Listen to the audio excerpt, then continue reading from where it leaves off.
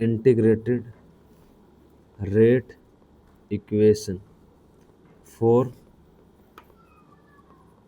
Zero order reaction. ठीक है जी, start करें। सबसे पहले वो बोलता है जीरो ऑर्डर रिएक्शन कौन सी होती है। आप बोलोगे zero order reaction are those reaction in which n equal to क्या, जीरो। वो रिएक्शन जिसमें ऑर्डर ऑफ रिएक्शन क्या होता है, ऑर्डर ऑफ रिएक्शन n की वैल्यू क्या होगी, जीरो होगी। उन रिएक्शन को क्या बोला जाता है, जीरो ऑर्डर रिएक्शन बोला जाएगा जी। ठीक है, फिर आपसे कोई एक रिएक्शन कंसिडर करने को बोलेगा, आपका मन करे वो एक रिएक्शन क्या कर लो, कंसिडर कर लो जी। वो रिएक्शन आपने कंसिडर कर ली, मैंने मान लिया कि मैं एन ए ही कंसिडर कर रहा हूँ। ठीक है जी, एन ए कंसिडर कर रहा हूँ। एन ए किस में कन्वर्ट हो गया मेरा, पी में कंसिडर हो गया। एन ए क्या दे रहा है, प्रोडक्ट पी दे रहा है। या मैं एन ए ना मानूं, आपकी मर्जी, आप वो कंसिडर कर सकते हो। आपने बोला आपके पास कोई रिएक्टेंट आर है, वो रिएक्टेंट आर किस में कन्वर्ट हो रहा है, पी में कन्वर्ट हो रहा है जी। आपके पास कोई एक ए रिएक्टेंट है, वो ए रिएक्टेंट किस में कन्वर्ट हो गया जी, आपको बी में कन्वर्ट हो गया। यानी सिंपल सी बात है, लेफ्ट हैंड साइड आपका क्या रहेगा, रिएक्टेंट, वो आप किस में कन्वर्ट कर रहे हो जी, प्रोडक्ट में कन्वर्ट कर रहे हो। ठीक, अब आपने बोला, सिंपल मैं बोल रहा हूँ कि मेरे पास कोई एक ए रिएक्टेंट है, उस ए रिएक्टेंट को आपने किस में कन्वर्ट कर दिया जी, पी प्रोडक्ट में। स्टार्टिंग में आप मानोगे कि आपके पास कोई न कोई क्या होगी, इसकी कंसंट्रेशन होगी जी। मैंने बोला कि मैंने जो रिएक्शन स्टार्ट करी टाइम t0 से स्टार्ट की थी जी, उस टाइम इसकी कंसंट्रेशन मैंने क्या मान ली जी, ए नोट मान ली जी। ठीक है, या मैं इसको आर मान लो, आर मान लेता हूँ, थोड़ा सा एक जैसा नहीं होगा जी। ठीक है जी, ए में, वरना क्या हो जाए कन्फ्यूज। हमने बोल दिया आर किस में कन्वर्ट हो गया, पी में रिएक्टेंट, उसकी कंसंट्रेशन क्या थी, ए नोट, वो क्या था इस टाइम, जीरो। मैं ऐसे मान सकता हूँ कि ए नोट को, ए नोट इक्वल टू मैंने ए मान लिया, इतने में कोई दिक्कत। फिर मैंने बोला जब मैंने इस टाइम को टी टाइम के बाद देखा, 10 मिनट बाद देखा, तो मैं बोल रहा हूँ ये क्या ए में से कुछ ना कुछ कम हो गई थी, मैंने माना कि एक्स रिएक्ट कर चुकी है, तो प्रोडक्ट कितना बना होगा, ये ए माइनस एक्स को मैंने क्या मान लिया, ए मान लिया, ए माइनस एक्स को मैंने क्या मान लिया, ए मान लिया। कोई रिएक्शन आपने टाइम t0 पर स्टार्ट की, उस टाइम उस वो ए थी, प्रोडक्ट क्या था, जीरो था। ए में से एक्स कंज्यूम ओवर एक्स की क्या होगी, फॉर्मेशन होगी। मैंने बोला इसके लिए रेट लिख के दिखाओ, क्या लिख के दिखाओ, रेट ला लिखोगे। रेट ला के अकॉर्डिंग आपने क्या लिखा, रेट, रेट आप क्या लिखोगे, के इंटू आर की पावर 1, ऑर्डर ऑफ रिएक्शन, मैं एन लिख दूँ ऑर्डर ऑफ रिएक्शन। मैं बोल रहा हूँ इसके लिए डिफरेंशियल रेट इक्वेशन लिखो। ये इक्वेशन क्या है, फर्स्ट डिफरेंशियल रेट इक्वेशन आप क्या लिखोगे, आप लिखोगे माइनस का डी आर डिवाइडेड बाई क्या, डी टी, आर रिएक्टेंट की कंसंट्रेशन इक्वल टू क्या लिखा जाएगा, के आर की पावर क्या, एन। अब मैंने बोला कौन से ऑर्डर की रिएक्शन है, जीरो ऑर्डर की रिएक्शन है। अगर जीरो ऑर्डर की रिएक्शन है तो एन की वैल्यू क्या होगी, जीरो। और फिर मैंने देव से पूछ लिया कि मैंने ये लिखा माइनस का D R divided by D T, के आर की पावर जीरो। जब आर की पावर जीरो होती है तो क्या होगी, आर की पावर जीरो, आर की पावर, किसी भी टर्म की पावर जब जीरो होती है तो किसके इक्वल होती है, 1 के इक्वल होती है। किसके इक्वल होगी, 1 के इक्वल। ठीक है जी, तो मैं इस इक्वेशन को कैसे लिख सकता हूँ जी, इस इक्वेशन को कैसे लिखा जाएगा, माइनस का D R divided by D T, के इक्वल होगा साहब। ठीक है, ये पावर किसके इक्वल होगी, जीरो, ये क्या 1। अब जो इक्वेशन आई है, मेरे को n पता था, n क्या था, नोन था, n क्या था। अगर n नोन है तो मैं इंटीग्रेशन मेथड का यूज कर सकता हूँ। तो मैं करूँगा integrate the above equation, integrate the above equation both side, दोनों साइड इस इक्वेशन क्या कर दिया जाए, इंटीग्रेशन। जब आप इंटीग्रेशन करते हो तो आप बोलोगे कि मैं इस इक्वेशन को कुछ इस तरह से लिखता हूँ, मैं लिखूँगा इसको डी आर इक्वल टू के डी टी और माइनस का साइन इस साइड भेज दिया। अब मैंने क्या कर दिया, दोनों साइड इंटीग्रेशन अप्लाई करता हूँ। जब इंटीग्रेशन अप्लाई करता हूँ नेगेटिव साइन बाहर लिख सकते हो आप। अब इंटीग्रेशन करोगे कहाँ से कहाँ तक करोगे, इंटीग्रेशन लिमिट अप्लाई करते हो। आप बोलोगे कि कंसंट्रेशन कहाँ से कहाँ तक थी, ए नोट से ए, टाइम कहाँ से 0 से लेकर टी तक, और इंटीग्रेशन ये डिफरेंशिएशन, इंटीग्रेशन से डिफरेंशिएशन क्या हो जाता है, कट जाता है। जब आप ये लिखोगे तो जो के होता है वो कांस्टेंट इंटीग्रेशन से क्या हो जाता है, बाहर 0 से टी, और आपने क्या लिख दिया, फिर आपने बोला इंटीग्रेशन से डिफरेंशिएशन क्या हो जाता है। फिर आप बोलोगे जो आर है आपने लिखा ये आर, लिमिट पुट करोगे कहाँ से, ए नोट से लेकर ए, और टाइम की लिमिट कहाँ से कहाँ पुट करोगे, 0 से लेकर टी। जब आप लिमिट पुट करोगे तो आप यही बोलोगे हायर लिमिट माइनस की लोअर लिमिट किसके इक्वल आएगी, टाइम टी माइनस 0, यहाँ पर क्या था, के था, के टी आपके पास माइनस, ठीक है जी।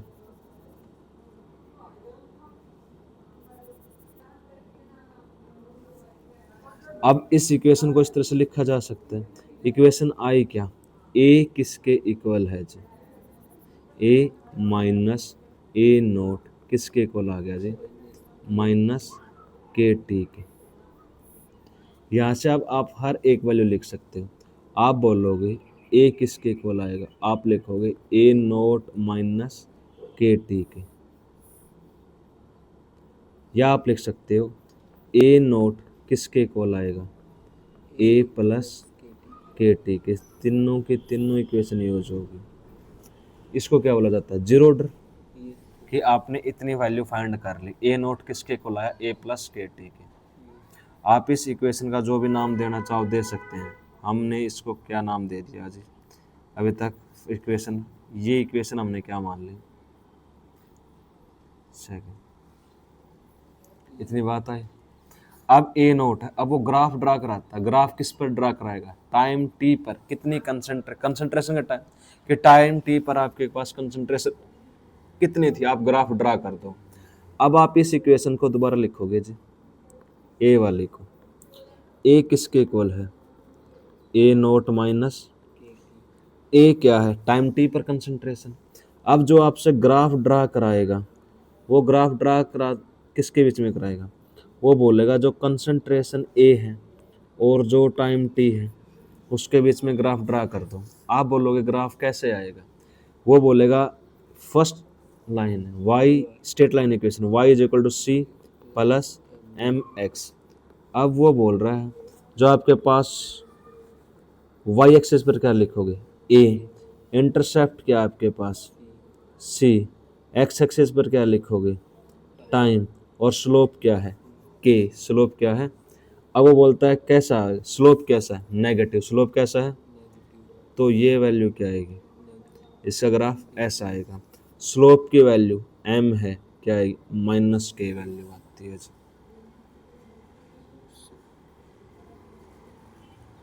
आई बात इतनी समझ। वो बोला यहाँ से ये इतना पढ़ने का फायदा क्या हुआ, वो बोल रहा अगर आपको ये इक्वेशन मिल रही है ना, ये इक्वेशन बताती है टाइम टी पर आपके रिएक्टेंट की कंसंट्रेशन कितनी बन रही है, कितनी कंज्यूम होगी, कितना कंज्यूम हो चुका है। वो बोले कि प्रोडक्ट के बारे में इंफॉर्मेशन प्रोवाइड करो, प्रोडक्ट की कंसंट्रेशन के बीच का ग्राफ बताओ, प्रोडक्ट और टाइम का। तो प्रोडक्ट की कंसंट्रेशन क्या है, एक्स, प्रोडक्ट की कंसंट्रेशन। अब मैं आपसे एक्स की वैल्यू पूछ लूँ, किसकी, एक्स की वैल्यू पूछ ली, तो वो क्या लिखेगा, आप ये इक्वेशन है ए माइनस ए नोट माइनस एक्स टी। मैं बोलूँगा टाइम टी पर, आपने बोला ए किसके इक्वल है, ए नोट माइनस का के टी। मैं इसको इस तरह से लिख दूं, जो के टी है वो किसके इक्वल होगा, ए नोट माइनस का ए। फिर ए नोट की वैल्यू क्या है, ए नोट, ए की क्या माइनस वैल्यू होगी, ए नोट माइनस, तो क्या होगा जब सोल्व करोगे, सोल्व करने के बाद लिखोगे ए नोट माइनस का ए नोट प्लस ए नोट से क्या होगा, तो आप लिखोगे जो के टी है वो किसके इक्वल आ गया, एक्स के इक्वल आ गया। इस इक्वेशन को कुछ ऐसा लिख सकता हूँ, एक्स इज इक्वल टू के टी प्लस जीरो लिख दूँ, जीरो लिखूंगा तो कोई फर्क नहीं पड़ेगा। मैंने फिर इसको किससे कंपेयर करा दिया, फर्स्ट लाइन ना, straight line of equation, y is equal to m x plus c. अब मैंने इसका क्या ड्रा किया, ग्राफ ड्रा करता हूँ। जब आप ग्राफ ड्रा करते हो तो आप बोलोगे y एक्सिस पर क्या आएगा, ये x क्या है, प्रोडक्ट की कंसंट्रेशन, t क्या है, टाइम, ग्राफ कैसा आएगा, स्लोप क्या आएगा, स्लोप के आएगा।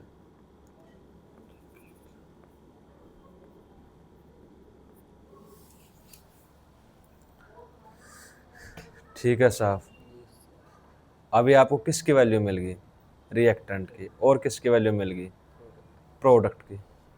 इसके लिए क्या पूछता है, half life time, half life period पूछता है। क्या पूछता है, यहाँ तक कोई चीज़ पहले पूछनी हो, उसने सबसे पहले क्या बोला, उसने बोला आपको इंटीग्रेटेड रेट इक्वेशन बतानी फर्स्ट ऑर्डर के लिए, एन, जिसमें एन की वैल्यू क्या हो जाएगी, जीरो। आपने एक रिएक्शन कंसिडर किया जिसमें रिएक्टेंट किस में कन्वर्ट हो रहा था, प्रोडक्ट में कन्वर्ट हो रहा था। सबसे पहले आप लिखोगे टाइम टी पर उसकी वैल्यू, रिएक्टेंट की कंसंट्रेशन क्या थी, ए नोट, जो किसके इक्वल मान ली, ए की। फिर टाइम टी पर क्या बचा, ए में से एक्स कंज्यूम होगी और एक्स की फॉर्मेशन होगी, तो इतनी आपके पास क्या होगी, कंज्यूम होगी, इतनी थी, स्टार्टिंग में कितनी थी, 100 थी, कितनी खत्म होगी, 50, बची कितनी है, तो अब बची हुई कंसंट्रेशन के बारे में बात करनी है, जो बची हुई कंसंट्रेशन है।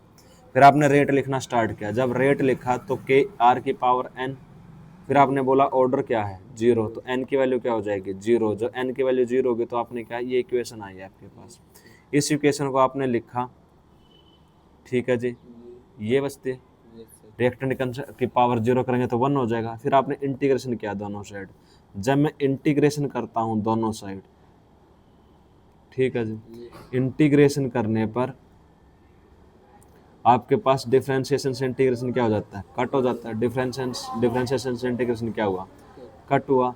फिर आपने क्या किया, इंटीग्रेशन की वैल्यू पुट, वो लिमिट पुट करोगे, जैसे आप लिमिट पुट करोगे आर की, ए से क्या, ए नोट माइनस का क्या, के टी, फिर आप बोल रहे हो लिमिट पुट करी, ए माइनस ए नोट किसके इक्वल आता, माइनस के टी के। आपने किसके टर्म में लिखा, ए की फॉर्म में लिखी और किसके फॉर्म में, ए नोट की फॉर्म में। फिर वो आपसे ग्राफ पूछता किसके बीच में, कंसंट्रेशन ऑफ रिएक्टेंट ए और टाइम के बीच में, स्लोप कैसा आएगा, नेगेटिव, किससे कंपेयर किया, स्ट्रेट लाइन से, स्ट्रेट लाइन ऑफ इक्वेशन आपके पास y is equal to m x plus c. दूसरा अब आपसे क्या पूछ रहा है, वो प्रोडक्ट की कंसंट्रेशन किसकी, फिर प्रोडक्ट की कंसंट्रेशन के लिए आपको किसकी फॉर्म में चाहिए, एक्स की फॉर्म में, तो आपने ए और ए नोट की वैल्यू पुट कर दी, ए और ए नोट की वैल्यू पुट कर दी, तो एक्स किसके इक्वल आया, के टी के इक्वल आता है, एक्स, गुड इवनिंग भाई, के टी के इक्वल आया। तो आपने फिर से दोबारा जब ग्राफ ड्रा करते हो किसके बीच में, एक्स के बीच में और टी के बीच में, तो कैसा ग्राफ आता है, पॉजिटिव स्लोप आता है। इतनी बात आई समझ। फिर वो हाफ लाइफ पूछता है जी, क्या पूछता है, हाफ लाइफ पीरियड।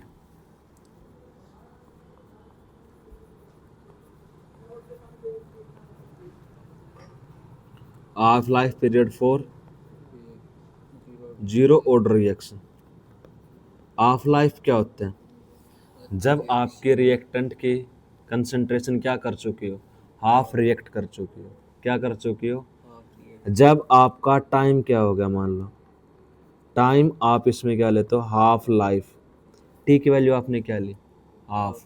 कब हाफ लाइफ क्या होता, आपके पास इनिशियल कंसंट्रेशन क्या थी, ए नोट थी, क्या थी, ये वैल्यू कब थी, जब आपने क्या देखा, टाइम टी जीरो पर।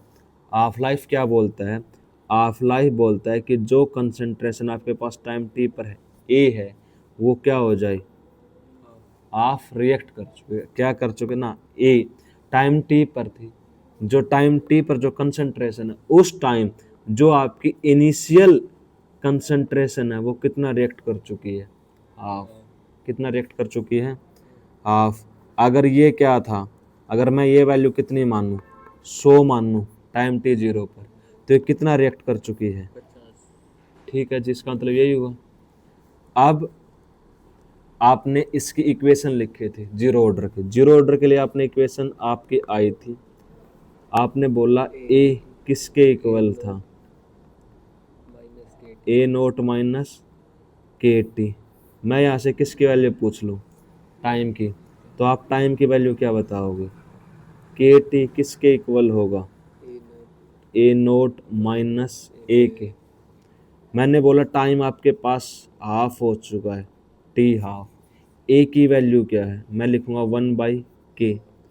ए क्या बच चुका, ए नोट बाई 2, तो ए में से ए नोट गया, कितना जाएगा, ए नोट हाफ ही बचेगा, तो आप लिखोगे के इंटू ए नोट बाई 2, तो वैल्यू क्या हुई, ए नोट, सॉरी गड़बड़ होगी, क्या हुई, आप लिखो क्या बचेगा, A naught by 2k t half. इसमें रिएक्टेंट की और प्रोडक्ट की सेम आएगी ना, इसने बोला कि हाफ रह चुकी, इनिशियल की हाफ, तो प्रोडक्ट की भी सेम ही आएगी, अलग से हाँ निकालनी ना, है। इसके लिए अलग से नहीं निकालना होता आपको, एक ही होता है। तो यहाँ से टी हाफ आप क्या लिख सकते हो, 2k कांस्टेंट है, तो आप लिखोगे जो टी हाफ होता है, half life period zero order के लिए हो, डायरेक्टली प्रोपोर्शनल किसके होता है, इनिशियल कंसंट्रेशन। अगर आपका हाफ लाइफ बढ़ रहा है कंसंट्रेशन का बढ़ाने से, तो जीरो ऑर्डर, घटाने से क्या हो रहा है, घट रहा है, डायरेक्टली प्रोपोर्शनल है। तो आप इजीली देखकर बता सकते हो कि कौन से ऑर्डर की रिएक्शन होगी, फर्स्ट, सेकंड, थर्ड, जीरो। आपके पास टी हाफ डायरेक्टली प्रोपोर्शनल किसके हैं, ए नोट के, किसके, ए नोट। आई इतनी बात समझ के एग्जाम्पल के, जीरो ऑर्डर के एग्जाम्पल आते हैं, अगर H2 प्लस Cl2 की रिएक्शन कराएंगे हाइड्रोजन गैस और क्लोरीन किसके प्रेजेंस में, सनलाइट के प्रेजेंस में, तो किसका एग्जाम्पल आपके पास, जीरो ऑर्डर का। आप यहाँ पर ये देख कर रहे हैं, तो H2 प्लस क्या लिखा, Cl2, आप जब कैलकुलेट करोगे इसका स्टोइचियोमेट्रिक कोएफिशिएंट 1, इसका स्टोइचियोमेट्रिक कोएफिशिएंट क्या, तो आप इसको कौन से ऑर्डर की रिएक्शन बोलोगे, सेकंड ऑर्डर की। लेकिन सेकंड ऑर्डर की रिएक्शन नहीं है, जैसे ये सनलाइट के प्रेजेंस में हो रहे, कौन से ऑर्डर की रिएक्शन होगी, जीरो ऑर्डर की रिएक्शन होगी। फिर आप अमोनिया का डिकम्पोजिशन देखोगे हाई टेम्परेचर पर और किसकी प्रेजेंस में, प्लेटिनम की प्रेजेंस में, पीटी प्लेटिनम आपके पास, ये वैसे सेकंड ऑर्डर की रिएक्शन होगी, लेकिन जैसे आप किसकी प्रेजेंस में देख रहे हो, प्लेटिनम और हाई टेम्परेचर है, तो कौन से ऑर्डर की reaction, zero. Reaction of acid number में आते हैं, हाँ एक नंबर में आते हैं साहब, पक्के आएंगे। फिर तो ये तो पक्के हैं। रिएक्शन बिटवीन एसीटोन और ब्रोमीन कितनी होगी आपके पास, फर्स्ट ऑर्डर की रिएक्शन होगी, वो बोला dissociation of HI on gold surface. अगर मैं HI का क्या करता हूँ, डिसोसिएशन H2 प्लस I2, ये मैं बैलेंस करके लिखता हूँ तो 2HI लिखता हूँ जी। ये रिएक्शन सेकंड ऑर्डर के दिखने पर लग रही है, लेकिन वो क्या क्या किसकी प्रेजेंस में बोले, गोल्ड सरफेस, ठीक है जी। तो कौन से ऑर्डर की, absorption of gases on metal surface, absorption of gases on कौन से ऑर्डर की, जीरो ऑर्डर की, कौन से, जीरो ऑर्डर की रिएक्शन। ये क्वेश्चन नहीं है, ये एग्जांपल है। नहीं मतलब ये जो ऑब्जर्वेशन होगा गैस का सरफेस पे मेटल के हमेशा जीरो, ये वो CH2 double bond CH2H2 presence nickel platinum platinum के प्रेजेंस में CH3, ये हाँ ये जीरो होगा। At low pressure rate absorption process surface area cord proportional, सारी बात है। ये रिएक्शन आपको याद होना चाहिए भाई साहब किसी भी हालत में, ये पूछता है, ये दोनों रिएक्शन, ये 1 2 3 4 5 जब आएगा तो इस 5 में से आएगा, इससे बाहर। Relationship between concentration of the reactant with respect to time, ठीक है। आपने अब तक इतना पढ़ चुके हो कि जो ए नोट है वो किसके इक्वल आएगा। A plus K2. ये इक्वेशन याद रहेगी। Yes. याद रखने का देख तरीका देख, आपके पास कोई भी एक रिएक्शन है ए, वो किस में कन्वर्ट होगी, बी। आपने माना स्टार्टिंग में इसकी इनिशियल कंसंट्रेशन कितनी है, A no. इसकी, फिर आपने बोला मैं इसको ए मान रहा हूँ, ए नोट में से क्या माइनस हो जाएगा और ये किसके इक्वल हो जाएगी। तो एक बात हम बोल सकते हैं कि जो ए नोट है वो किसके इक्वल होगा, A not. A plus X की. ए नोट माइनस एक्स है। Yes. Yes. ये ए नोट कब ए के इक्वल हो सकता है, अगर हम बात करें ए नोट ए के इक्वल कब होगा, जब इसमें कुछ ना कुछ ऐड करेंगे, सब्सट्रैक्ट करेंगे, ऐड करेंगे। ऐड हमने क्या कर दिया, K2, तो हमने क्या ऐड कर दिया, सही बात समझ। तो अपने को ये चीज क्या है,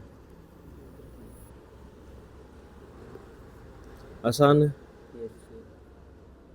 कि हर बार अपने को कंफ्यूजन नहीं होनी चाहिए कि जो आपके पास ए नोट हो किसके इक्वल होगा, ए प्लस के, ठीक है। अब आप बोल रहे हो आपने रिएक्टेंट की कंसंट्रेशन के साथ डील करना है। हम ऐसा बोल सकते हैं कि ए नोट तो इनिशियल हर ही कांस्टेंट है ये आपके पास। मैं बोल दूं कि कंसंट्रेशन क्या है A1, उसके लिए टाइम क्या है T1। फिर आप बात करोगे ए नोट, कंसंट्रेशन क्या रिएक्टेंट की A2, किस टाइम पर, T2 टाइम पर। फिर आप बोल दो A naught initial concentration of reactant किसके इक्वल है, A3 plus KT3। Same to same आप कहना क्या चाहते हो कि आपने किसको वैरी करा दिया, टाइम को। टाइम के साथ टी टाइम पर जो कंसंट्रेशन रिएक्टेंट की वो वैरी करेगी। अब आपको पता है equation number first, equation number second, equation number third और इक्वेशन नंबर क्या, ए नोट किसके इक्वल है, ए के। तो from equation first and second आप ये लिख सकते हो A1 प्लस का के T1 किसके इक्वल होगा, A2 प्लस के T2। आप इसको कुछ इस तरह से लिख सकते हो कि A2 को इस साइड ले जाएं और T1 को इस साइड ले, के T1 माइनस का के T2, A2 माइनस का A1, यहाँ से के किसके इक्वल आ जाएगा, A2 माइनस का A1 और T1 माइनस का T2। अगर मैं नेक्स्ट फाइंड करूँगा कौन सा, 2 और 3 के बीच में रिलेशन करके दिखाऊं जी। ये पहला रिलेशन आपने देखा जी। हम दूसरे रिलेशन की बात करते हैं। दूसरा रिलेशन आप कंपेयर करा रहे हो from equation second and third.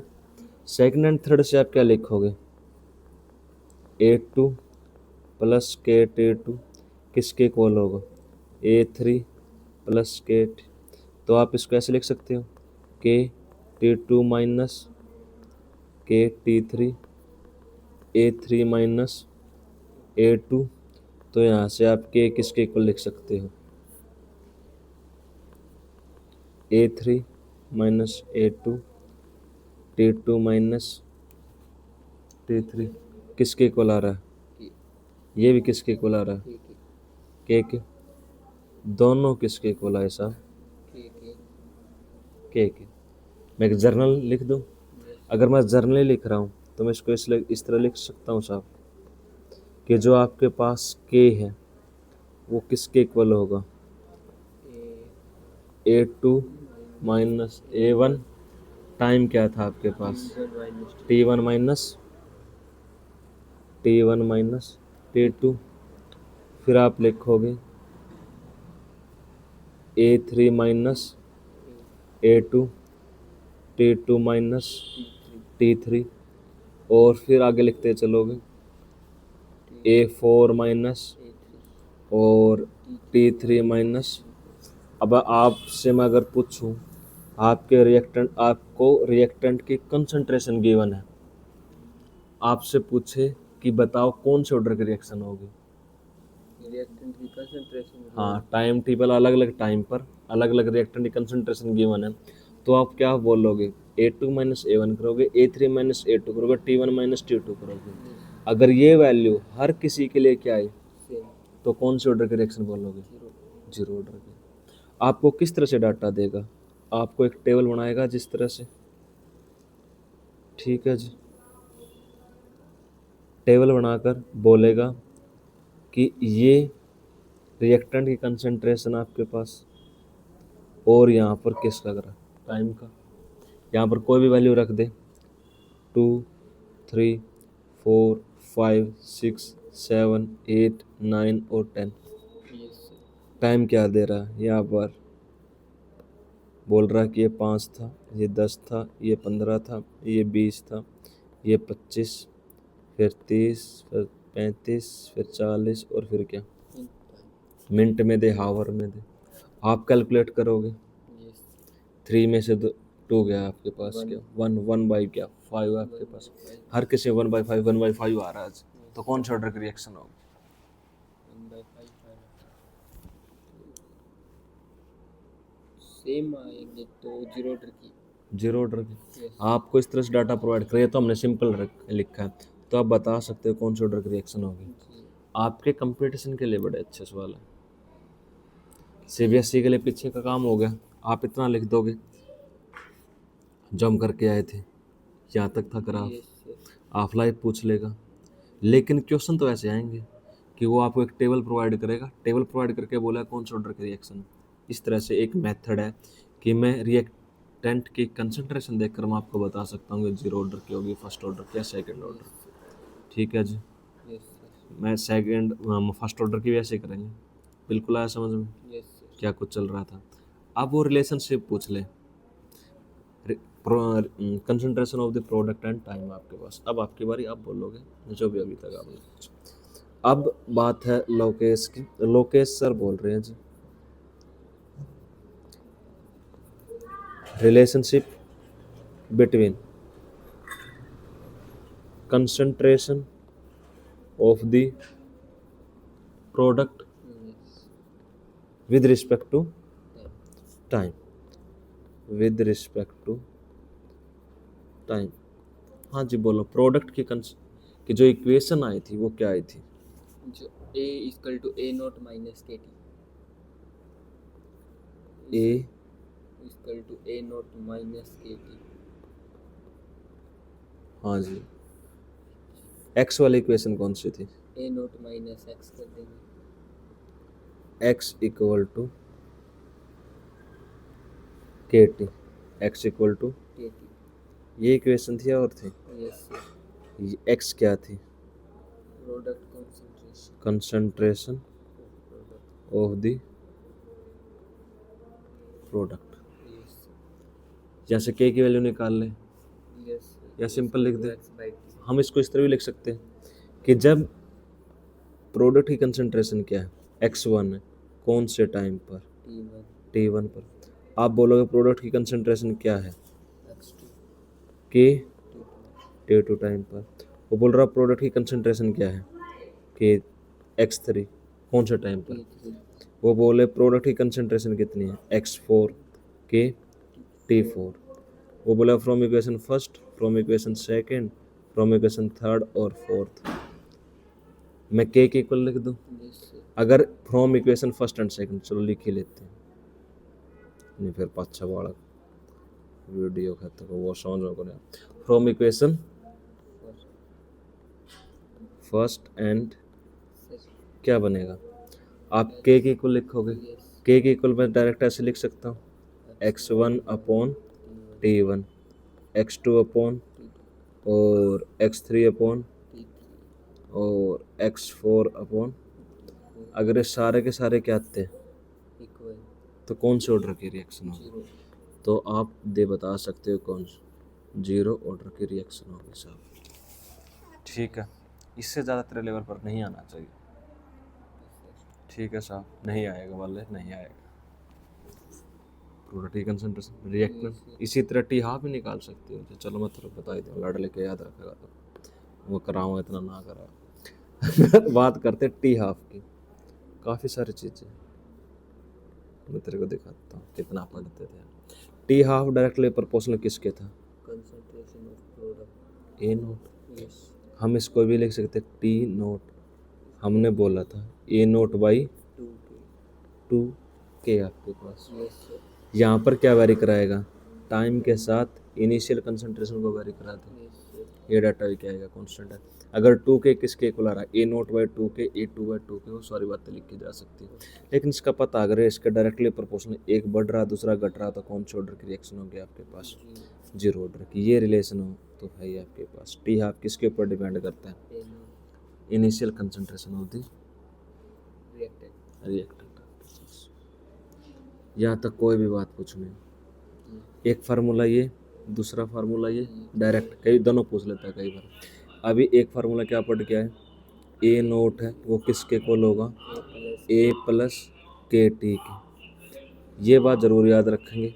A nought क्या आपके पास? Initial concentration. I N I I N ITIA. से लिख दे फिर तो। Initial concentration of the reactant. ये ए आपके पास कंसंट्रेशन किसकी है? रिएक्टेंट की। कौन से पर? टी टाइम पर। के क्या है? Rate constant. टी तो टाइम है ही आपके पास। ठीक है। ग्राफ पूछता तो किसके बारे में पूछेगा? A equal to A naught minus k t. ठीक है जी। प्रोडक्ट का कौन से रिलेशन? एक्स इक्वल टू क्या लिखते थे? ठीक है जी। आज बात समझ में। यहाँ तक अगर आपको कोई बात पूछनी है नहीं, एक बार एनसीईआरटी खोल, उसमें एग्जाम्पल लिख रखे, कोई एग्जाम्पल रहना नहीं चाहिए। जीरो ऑर्डर का